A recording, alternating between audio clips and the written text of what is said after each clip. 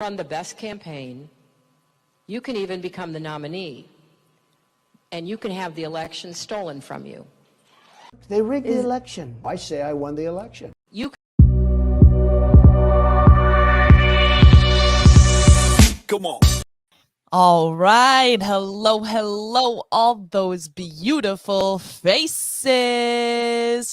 I'm Stephanie Edmonds, and tonight is Two Moms Talk.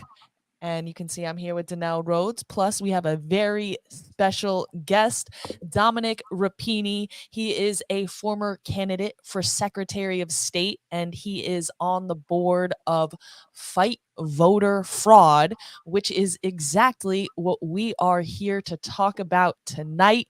There are some huge allegations out of Bridgeport, Connecticut, and it's actually Democrats accusing other Democrats of voter fraud with absentee ballots in the recent mayoral primary elections.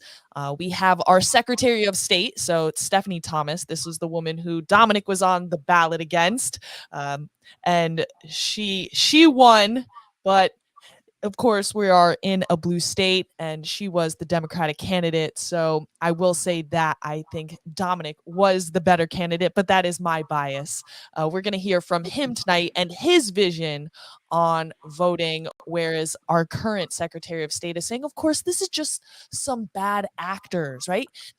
They weren't educated. So I guess let's just start off, let's go for it real quick. Dominic, what do you think right away from, these accusations and what our Secretary of State is saying? Stephanie, let's work backwards here. And by the way, I apologize for the correction, but I'm formally on the board of Fight Voter Fraud. I was there. I left that organization 3 years ago. Okay, I'm sorry about that. No, that's okay. To focus on my campaign. I'm still very close to those folks. They're doing great work. But I'm the chairman of the board for 2WinCT, and it's a 501c4, and we use our resources to research these issues on voting in elections, and trying to do what we can to, spread the word of what we should be seeing. So, for all the viewers out there, we're looking at what just happened in Bridgeport is a complete repeat of what happened in 2019. And in both primaries, which are Democratic primaries between Joe Ganim and a challenger, what happened is he would lose his election in the in-person vote, and then he would win it with absentee ballots. In both cases, in 2019, there was heavy lawsuits and accusations. There was just an inordinate amount of absentee ballots. I don't remember the numbers, the quantities just then. But it was just, they really came out of nowhere. And a woman named Wanda Jeter was at the center of that controversy. And because the courts, when they went to court, the courts say, well, we can't really be sure if this changed the outcome or there was a difference in the election, which is quite frankly unknowable, right? Because you have no idea how many ballots were brought in this way. And we'll talk about the definition of what the fraud is that we're seeing. And so fast forward to the 2023 primary last week, and Wanda Jeter once again is in the center of the controversy, and we see her on 4 different videotapes on live video, actually handling absentee ballots and putting them in a stuff box and stuffing them in a drop box. So let's talk about what that means. Here is Wanda Jeter, the day after Joe won the primary. Her famous quote this day was, "We got your back, Mayor Ganim," and so this is part of what we're seeing here. Now you're seeing a live video here. I think that this is at 5:30 in the morning, 5:45 in the morning, 7:30 in the morning. This is outdoors, outside. I believe this is outside City Hall in Bridgeport. And here she is, walking in, and you're going to see her come back again a total of 4 times, dropping off absentee ballots. Now, we know they're absentee ballots because she's going up to a drop box, and and there's nothing else that you would be putting in here. 5:43 a.m. So that's I think that was the second time, and we're going to see it again and again. Here, 6:38 in the morning. All right, it's getting a little lighter out, and she's coming in from the side. Oh, big packet of. I think they may even had a rubber band around them, for God's sakes. Which that should be a red flag for the city clerk.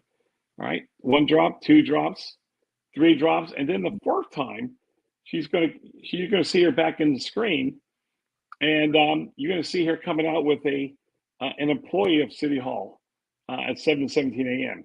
That's inside City Hall in Bridgeport. That's her workstation where she works, and this gentleman is gonna walk out with her, and the camera traces him from this angle out the door. This is the 4th time, and they're going to make a 4th deposit. And you're going to see that she looks on hiding behind a pillar. You'll see her to the far screen left. I don't know why she's hiding behind the pillar, but she is. This guy drops him in there, and then they come back into town hall. And we know this happened on this day. It could have been happening every day for 30 days for all we know. We don't know the extent to which this happened, and so you saw there that Hearst did an investigation. They came up with all this ammunition, but at the end of the day, the judge threw it out and said, "Well, we really can't say what it did." So if we're on my presentation a little bit right here, Stephanie, there you go. So here is the day after. She's at a press conference, and if you watch this in the video, Joe Gannon is visibly not happy she's saying what she's saying.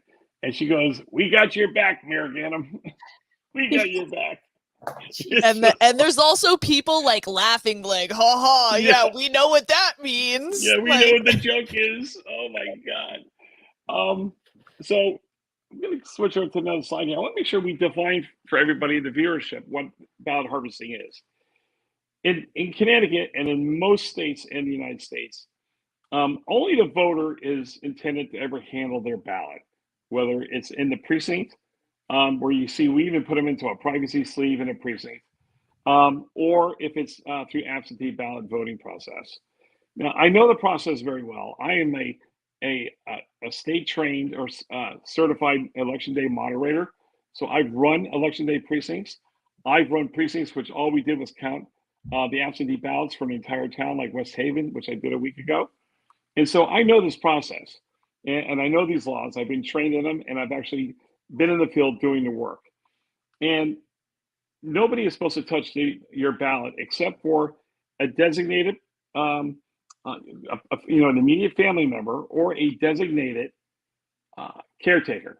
Now, on election day, I think there's allowances for an election worker to take it from you from the curb, or someone from law enforcement on election day. But outside of that, there's only those 2 scenarios. So when you see Wanda Jeter going back over and over again to a drop box with apparently packets of ballots, either she has a huge family, or she's a medical professional working with a lot of different patients. Right? Those are the only 2 scenarios in which what she's doing is legal. Right? I thought she works in the building. Is that right, Dominic? She works in the building. Yeah, I don't know what her she's job not is. a medical professional. No, she's not a medical. And I said that in jest, but yes. I know. I'm just clarifying. Right, she's not a medical professional. In fact, if you look at her Facebook page, she says she works at a bail bondsman. Her full name is Wanda Jeter Pataki, and that's what she does.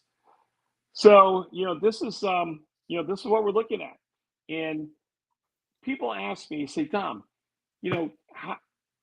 how does this happen? Does it, or this is even the more insidious question is, Dom, does this really affect our elections? Does this really happen a lot?" And I want to remind people that knowing whether or not this happens a lot, or the scope of these issues and on the cities across Connecticut, it's unknowable, right? It's unknowable, because how do we know about this? Because of a leaked video, right, from City Hall. Right, somebody took a major chance getting this video out to us. Otherwise, we wouldn't know. And if we made these claims without this video, then what we get labeled as conspiracy theorists. We get labeled as insurrectionists, right? That we don't know, we're a bunch of kooks and But election deniers. excuse me, I don't understand why that matters. Like, to me, there's either fraud or not. This seems like a clear-cut case of fraud. Whether it impacts the outcome of the election is almost beside the point to me. It's like, this woman needs to have consequences, and this needs to stop immediately. If we are to feel secure in our election process, we need to stop this behavior. Right. So well, I think what makes it the test. interesting, as like I said in the introduction, is that, you know, this is a Democrat against the Democrat, because this was a primary election. So to decide who was on the ballot for the general. And we live here in a blue state in Connecticut. And if you were to talk anything about questioning the election, of course, it's always like, well, you're one of those Trumpers. You're one of those Trumpers, right? Right. But as I showed in the beginning, really, the narrative is weaponized by either political party at their convenience, right? We just so happen to have been in this era where it was recognized as like, oh, it's the red team, right? Like the Trumpistan, or whatever you want to call, they're the election deniers. But before that, it was Hillary Clinton. It was her name is Stacey Abrams. I had a whole nother video queued up that I decided not to play. Stephanie, there's 127 Democrats that are on record denying the 2016 election. Yeah, I mean, the 2016 election. Yeah, and when the first election I can remember was in between Bush and Gore, and there was a whole thing about the election then. So I think this idea that questioning the election, and not even I know as a history teacher, if you look all throughout the American history, whether it can be Republicans, it can be Democrats, it can be on the local level, it can be on the state level, it can be national, like voter fraud and voter integrity. I mean, it's the cornerstone. It's one of the cornerstones of a democratic republic, is getting the voice. So of course it's going to be a contentious thing. Like this isn't new.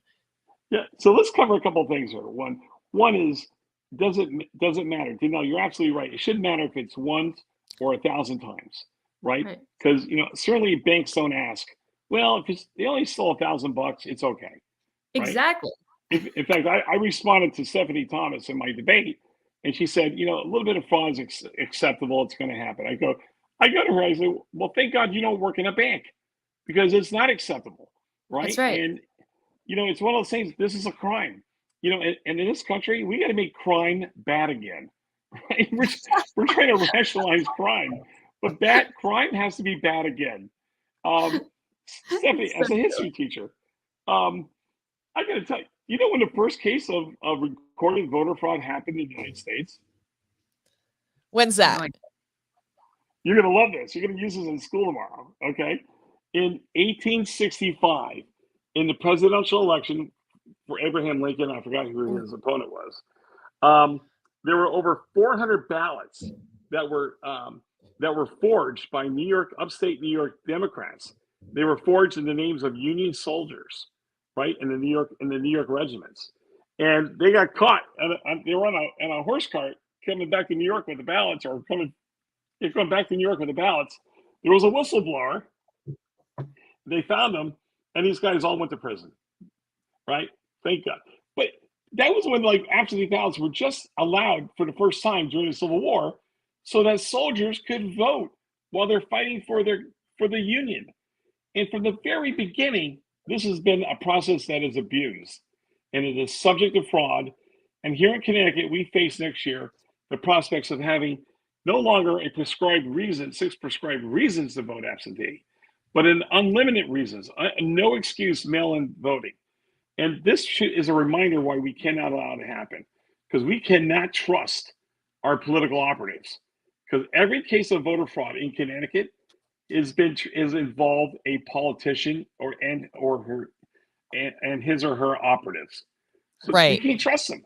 And I'm going to talk about some remedies, how we remedy this. But you know what? Let's just vote on election day. We got in-person voting for 14 days now, much to our chagrin. Let's just make it work and get the politicians out of the mix. In fact, how do you feel about election day being a holiday? I don't know. I probably prefer it not to be a holiday. I think we all find a way to go at 6 in the morning or 8 o'clock at night, and I think we can Why? do it. And What, if you what's the can't, downside, Dominic? Why do you pardon? think it shouldn't be? I'm just curious. Well, I just don't think. I just don't think. Just like a burden on the business owners? I mean, I So, get that. it's a bit. Well, exactly. It's a bit. It's certainly a burden on the business owners, right? Because it's another holiday that they have to pay people to leave. But we have to ask ourselves the question: will it increase voter turnout? Right. Right now, we have 14 days of early voting, That's true. and No, now with the 14 everywhere days, it's not necessary. yeah, Yeah. right. And everywhere I've studied election early voting in Georgia and Pennsylvania, and sometimes we've seen voter turnout actually gone down 1 to 2 or 3% with early voting. No, I'll vote Wyoming tomorrow. I'll vote tomorrow. I'll vote Yes. tomorrow. Yes. And then Right. something comes up, and then it's no longer a priority because I'll get to it. And then the next thing you One know, day has a sense of urgency about it, right? Yeah. That's the holiday, right? We should be celebrating our democracy and taking time before or after work to go vote. And if you're going to be out of town, if you're sick, yeah, we have absentee ballot voting, which I'm very much in favor of. Right? I just want politicians not to touch our ballots anymore in the applications. What else? I was going to say something else about that. So, it's not going to increase turnout. It's a burden on our businesses. And you know what? We've been voting on one day for how many? 240 years? Yeah. And somehow it works. Oh, I was going to tell you about Wyoming. So Wyoming has 42 days of early voting. Okay. And you know what the voter turnout has been for 10 years in Wyoming? 52%. Wow. Right. And it went to 60% in 2020. Right. And here in Connecticut, God bless us, we get out there and vote. In 2018, we were at 74% of voter turnout. Okay. So, and for statewide elections, we're talking, right? In presidential elections, that was what those numbers for. I was going to say, definitely not local elections, No, unfortunately. right. No, not for the mayor, not for Kurt Bell. Kurt's election won't have, 74% I don't know. turnout. We actually, he gets a pretty good turnout for Kurt. Well, I have to say, he's an exceptional candidate, right? So those are the things that matter, though, Stephanie and Danelle, right? What matters for voter turnout, right, is good candidates, not more days, not putting a stamp on it, not dropping it in a Dropbox. That doesn't drive turnout. Good candidates, important issues. 100%. Now, I do want to say something else. When we see these cases of fraud out there, right, and it's clear what happens. You know what that does? That tells people out there that maybe their vote doesn't count. Maybe I shouldn't bother voting because it's going to get canceled out by knuckleheads like the person on this screen. You know what you call that? When your people are feeling discouraged and don't vote because of fraud or lack of trust in our elections? That's called voter suppression. Okay. This is voter suppression. Yeah. Right. And this is why this is such an important issue for us. It really is. Like, honestly, I'm very active and I always vote. I bring my kids, I put the sticker, I take a picture, I send it out to Facebook, go vote, remind people, blah, blah, blah. But when I see this, it's so upsetting. I'm like, well, is it really going to matter? Except for what it does to me is it makes me focus on my local elections. And I'm going to be there with like a magnifying glass now in terms of absentee ballots, because I haven't tracked that before, but this year will be the first year that I'm paying very close attention in preparation for next year when we have 14 days. So hopefully it will in some ways activate people. That's how I'm reacting. But my initial reaction was just like, what? Like, what's, it's not nothing to spend the time to go, here we stand in line. And, it takes time. Danelle, one of the things one of my initiatives was to institute U.S. mail tracking of absentee ballots. So you get digital notifications when it's sent, where it is, just like you get from freaking Amazon. Yeah. Amazon can tell me where my shampoo is, phone. In the country, and when it's been delivered, why can't we do the same thing here? And there's been no initiatives on that because there's just no constant understanding the concept. That would make people trust what's going on more. So yes, it would. One of the things that I think is important in this story is the reaction of law enforcement to what's going on here.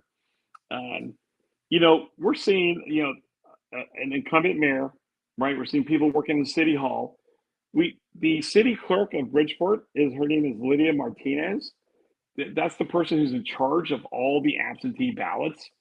Well, she's committed voter fraud. She's been fined by the SEC for illegally handling absentee ballots and encouraging people to vote who were not eligible to vote. Right? Shouldn't So that you have immediately eject her? that person shouldn't even be allowed to serve. Right? That's right. She should be out. That's it. That's right. So now we have the reaction of Police Chief Roderick Porter, and he said, and this is a quote from the CD Post article, said the leaking of the video was a serious matter, and the department has taken extra measures to ensure the security of the city's video system. Oh, really? This is your priority? I think he might have missed the point and the problem and the crime. You missed the crime. It's right in front of your face. That's wow. Right. This is like the worst police residents. You're on your own, people. That's right.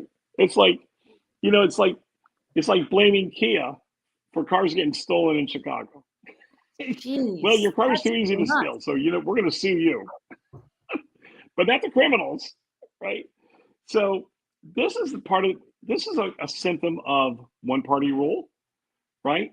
This is when everybody's looking out for one another, right? Instead of looking out for the voters, the citizens, the taxpayers.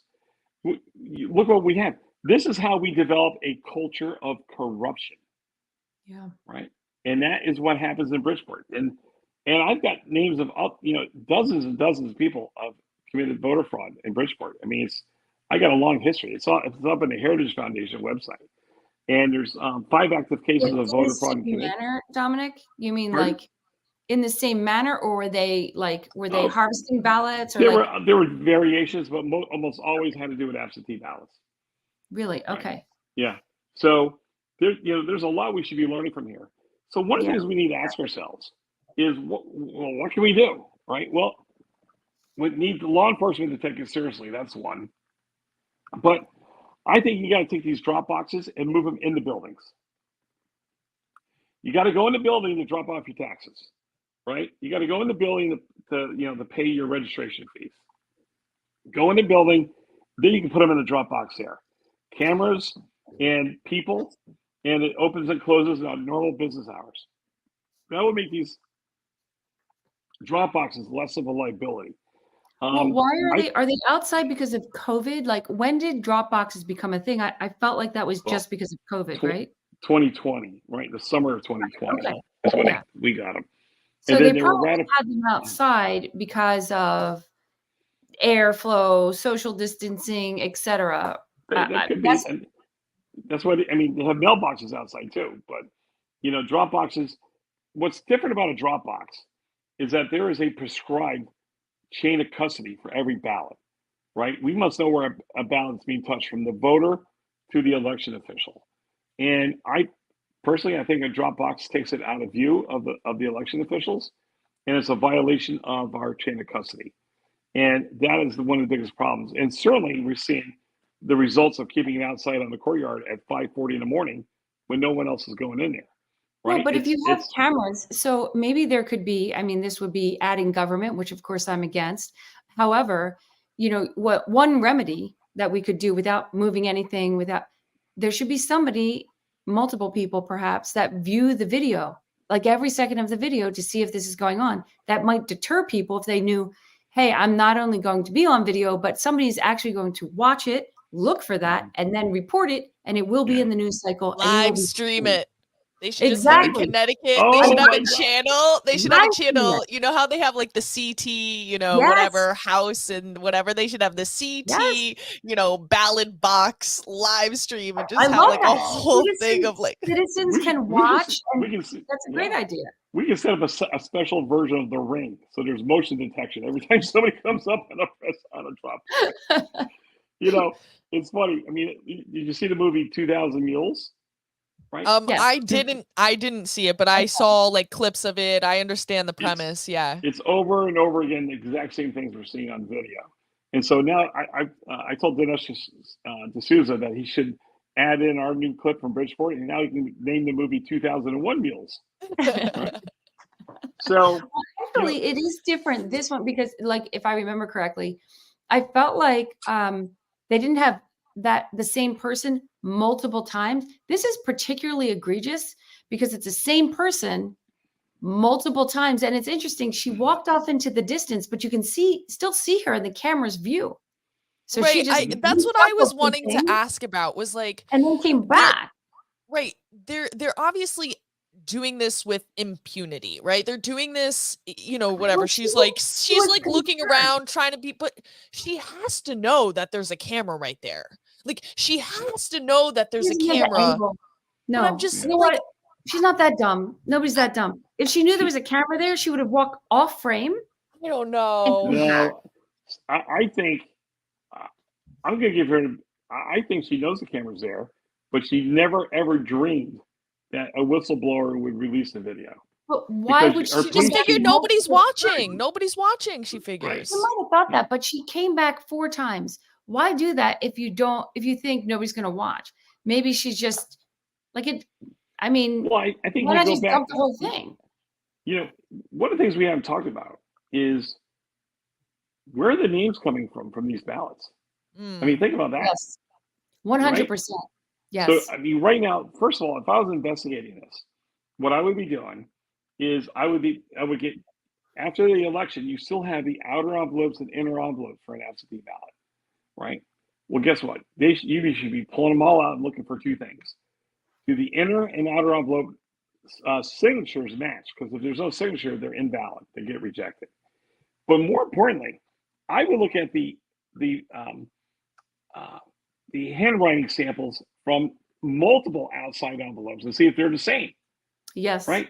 You don't have to be a calligrapher to figure out that, or nor do you have to have been to Catholic school like I did to know how handwriting is supposed to look.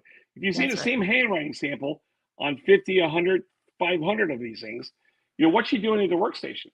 Well, I mean, she's signing them, and they're probably coming off a list, right? I mean, they're probably a list of people that, that she knows they're not going to vote. Well, there is a permanent absentee list. I wonder if she's using that list. That would be very interesting to see if she's the chair. They're small. The permanent absentees are small. And she's the vice chair of the Democratic City Committee. So I'm sure she has a very accurate list. They have their database. It's called like VAN or something like that. And it's if you're NG VAN. Yeah. And if you're a Democratic candidate, you get access to it if you're the Democratic Party, and you can have very, very precise data. That's actually one of the reasons that the Democrats dominate the Republicans, is because they have just a way better data collection system and tracking system. So I'm sure that they know very precisely which names that they can and can't use. You need to know the names of people who you think are no longer active. They moved, but they're not deregistered, and you can vote that person over and over again. Or you got to know where people actually live, go up to them, and like Harborview Towers, which I've been to several times, and you go door to door, and you go to Mr. Torres. Hey, let me help you fill out an application for a ballot, and you do that all through Harborview Terrace. Then when the town clerk mails them out, because her, right? Because she's a Democrat and she's committed voter fraud in the past, so it's not a stretch to think that she's saying, okay, they're all getting mailed out today, Wanda. Okay, and then you go back to Harborview and say, hey, I saw you got your ballots. Let me help you out. Do you need help? We love the Democratic Party here. Sometimes it can be that soft sell. And if you want, listen, I'm leaving. I'm heading out. You want to just fill it out and I'll take it for you? Or if you don't have time, I'll fill it out for you and I'll do it later. These are alleged conversations. I don't know what's happening here. Right. There's a lot of different dynamics that could all the above. Maybe go into it. Right. Right. So either it's by coercion, through trickery, or through forgery. Right. Those are the 3 buckets of fraud. I mean, look, like a normal investigation, you would go and you would interview that person, right? If that's the next thing. Why not go and discuss with them? Well, how exactly did this happen? did you deliver it yourself? Did you come to town hall? How did that happen? And then you just repeat that process. I'm telling you, I send law enforcement out to the 1,000 people. You don't have to go to all 1,000. You go to 300 of them and do a sampling. And listen, we voted by absentee ballot. Did you fill out an absentee ballot for this application? Did anybody take it from you? Oh, they did. Who took it from you? Is this your handwriting on this envelope? Okay. Right. So that's not being done. I mean, what do they say when they're looking into it? I mean, well, when I was running for office, I just said I wanted to do a forensic audit of Bridgeport. That's what I was going to do. So this police chief better stop worrying about where the video came from and find out where these ballots came from. That's exactly right. Because that's what we're paying that guy to do. He's completely missed the crime. He's worried about a leaked video. That's insane. And it should totally be live streamed. That should be absolutely live streamed, broadcast out. Anybody can log into it. I think if you move him in the building, it's not. I think about 60% of these drop boxes are not on cameras now, and outdoor cameras are subject to weather and the climate. You put them indoors, and no one needs to drop off their ballot at 3 a.m. Right? Are there rules about watching those boxes? Like say there were a bunch of people that really wanted to make sure that this wasn't happening. Could you have citizens that said, well, I'll take from like 4 to 8 and I'll take from whatever, et cetera, 8 to 10. It's just not practical. That's why I'm saying. I know it's not practical. I'm just wondering if there was any law about proximity. What you cannot do is make that person feel threatened. Sure, right. You'd have to have a far distance so they didn't observe that you were there. Otherwise, there could be, you don't want to intimidate a voter. That's against the law. Sure. And you shouldn't have to. All you can just put a camera on it. So when we look at remedies, I talk about moving the boxes in. I want to get political parties out of the AV process. Voters, let them hand out QR codes so they can order their ballots online. Right, easy. I think there should be a spot audit of AV votes for proper non-commercial addresses. Right, I'm comparing voter rolls to commercial addresses. I'm finding people living at gas stations and other places that that I'm working on. And there's going to be stronger penalties. So some of the penalties for violating election laws, like $500. It's nothing. What? Jeez. Yeah, it's a cost of doing business. I mean, Stephanie spends more money on Happy Meals, for God's sake. So I wanted to show. Oh, this is the wrong tab. I wanted to show this, not this. Right here, which is what Penny is an attorney from the EEC, which is the election commission here in Connecticut. And he said that they're already working with law enforcement officials to determine what occurred with the absentee ballots in Bridgeport. He did not specify which law enforcement agencies he was referring to. They, meaning the complaints, will be thoroughly investigated. We will work and are already working with other law enforcement agencies to try to determine what the facts are. And when we learn them, those facts will be brought to light. It is of paramount importance to this commission that the Connecticut's election and primaries are conducted freely and fairly. However, they didn't put a timeline on this newly opened investigation. In June, it completed a previous investigation of absentee ballot fraud and referred 3 people for criminal charges, including Geeter Pataki. No, that's Wanda. Her. That's Wanda Geeter Pataki. That's her. Same woman. So she already had an investigation in the past. And so, but anyways, this is from 2019. And so it took them 4 years to complete that investigation. And yeah, so I mean, to be away from the 3 of us could do this in 4 days. Yeah, exactly. That's ridiculous. And I had wanted to show this other article here about Senator Sampson, who had some sort of issue with a way that he campaigned and accusations that were made or something like that. I don't know the exact details of the case, but it's really neither here nor there. It's mostly to say there was an election issue, and that was a decade ago, and it was just heard in the Court of Appeals earlier this week or last week. I'm sorry. So again, it shows the timeline on these things is very extensive, which you know, in one sense you'd be like, oh, it's because they're thoroughly investigating the matter and putting so many resources on it. But it's you know, like it's obvious that it's political. Nobody thinks you that. know, I love it when Stephanie goes into her third party voice. Right. It's like watching Sybil. I try to be fair. No, I really do try to be fair. I really try. I think that you know, I think that's something that the Republicans and the Democrats don't do, right? They just create caricatures of the other side. And okay, I guess you can say I was doing like a little bit of a caricature voice there or something, but I do want to be fair. Like I do want to actually like strongman the other side.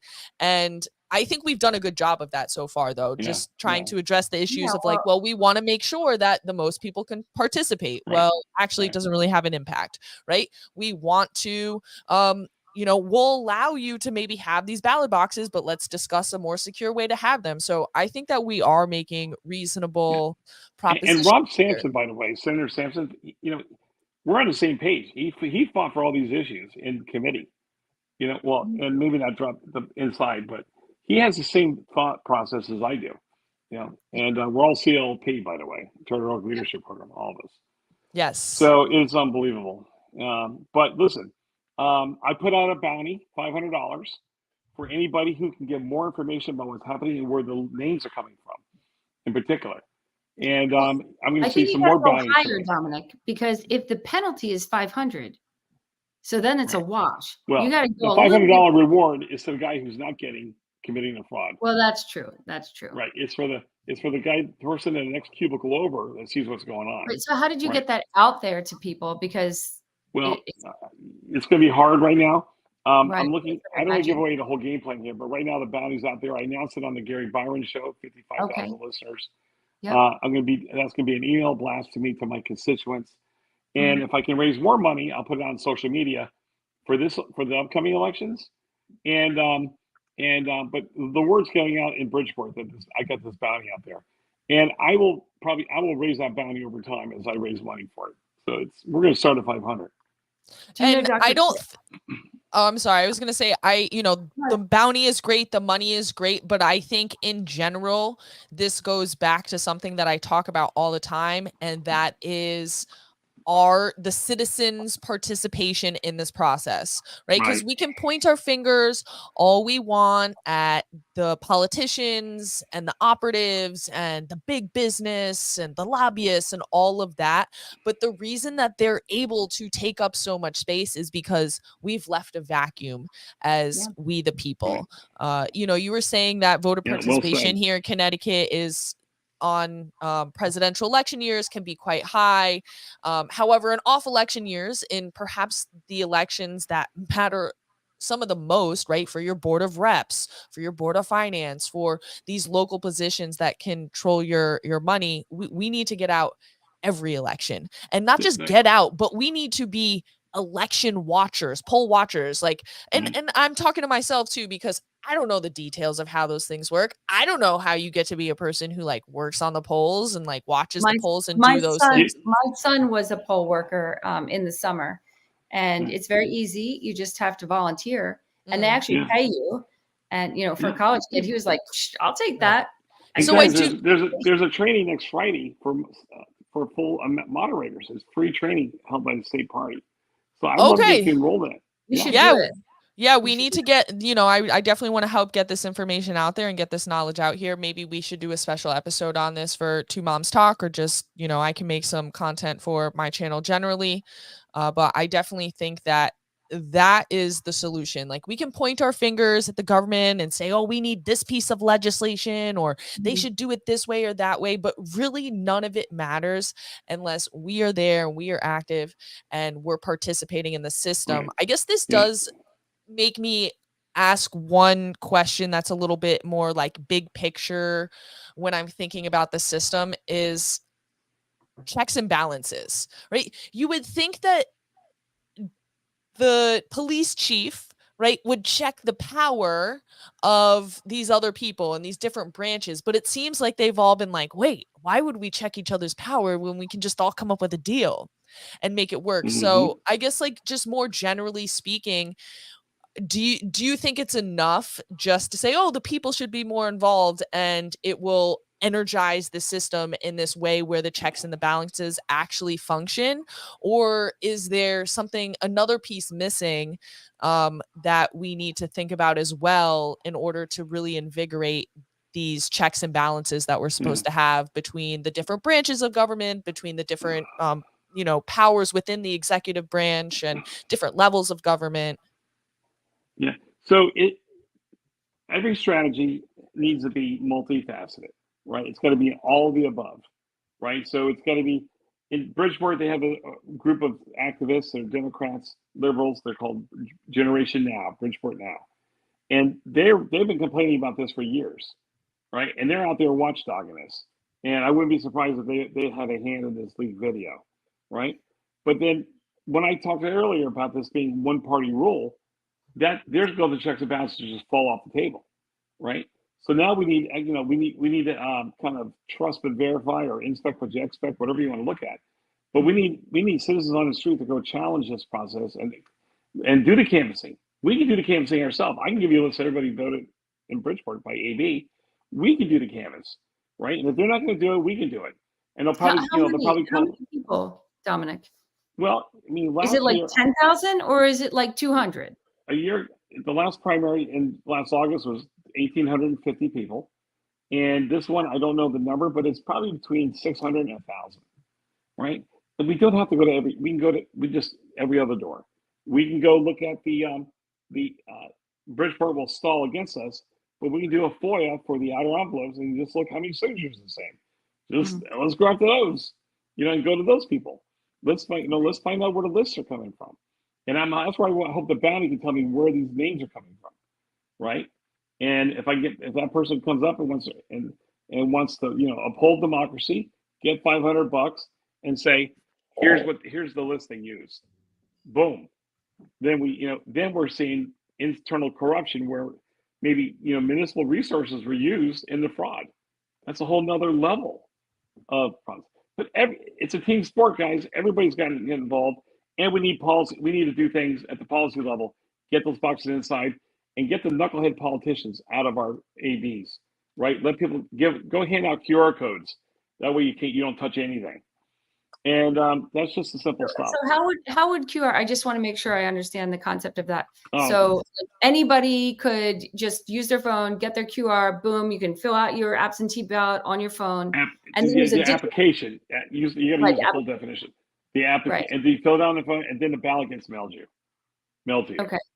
You used to eliminate one. At least now. You had to put your driver's license number in, so there's a lot more connection to the voter and their request than if just a bunch of people come in and you don't know anything about. Even live in Bridgeport. What's the process though? So no matter what, if you go online, you have to do that. But if you ask an absentee ballot request form has less information? No, it's the same form, but it's being handed to you in your apartment or on a park bench, and you're being asked to fill it out, and they're taking it from you and putting it in the Dropbox, right? The difference is, are they using different driver's license numbers? Like, can't you just match that? Couldn't you just search the database and do a find for pick a driver's license number and see if there are multiple? Driver license numbers are not on the applications. I see. Okay. The hard copy it's only on the online. That's why the online version is more secure, right? So that's a very good question. Well, why don't we just online? Can we just add the driver license number to the paper form? If we could. Right? That would be an easy solution. That would be an easy solution. Yeah. But that's what that requires legislation, right? And then we don't think, we think there's parties of people that will say, no, we don't need that. They'll say, it's only one case. It affected hundreds of thousands of ballots, but it's just one case. That's the argument. That's the logic that we face against. So, I'd still like to hear them make that case because well, I would, but Like- for them to make the case, it has to be raised in committee, and the committee has to have a discussion on it. And Right. since Well, I'm sure this we're year- outnumbered, it never gets heard. Which Right. means that more people out there need to get involved. That's right. You know, so here's a great place to start. Make sure you've hit that like button, subscribe to the channel, make sure that There you go. you're following me on social media. You can see my handles down there at the bottom. Danelle, you are, what's your Twitter? Fair CT. Fair CT, FAIRCT. And then Dominic, I see you have your email down there, and you're tagged the 2Win CT. Where should people follow you? Well, think of that is also my Twitter and Facebook handle, Dominic for CT. Okay, if you type in Dominic for CT, you'll find me on Facebook or Twitter. Great. All right. Okay, So make sure you following Dominic, and please spread the word about this $500 bounty, right? If you needed any That's more right. motivation to sort of get involved or find out what's going on, we want to know, where are the names coming from for these fraudulent absentee ballots? If you have any inside information, the address is Dominic at dominic4ct.us, or find him on Facebook, Instagram, Twitter. You know, reach out to me. I'll make the connection, and stay tuned, because I think, especially, you know, this is election season. Everybody's talking about election 2024, but we're here in Connecticut. We're worried about election 2023. So I think over the next it's like 2 months really till election, a little less than 2 months. We're going to be like all election, really focusing on that, trying to get people to know the process, maybe some of the candidates. And, you know, I do think Stephanie Thomas was right in that there is an education piece, right, that's missing. I think she was wrong in her assessment of why this voter fraud happened, right? The people who were committing it weren't misinformed. Maybe some of the people who were tricked into it and didn't really understand that they had to bring the absentee ballot. So that would be an education piece. But then just all of us getting involved, right? We have to get more educated on that, and we have to be more empowered, right? Because it does matter. That's right.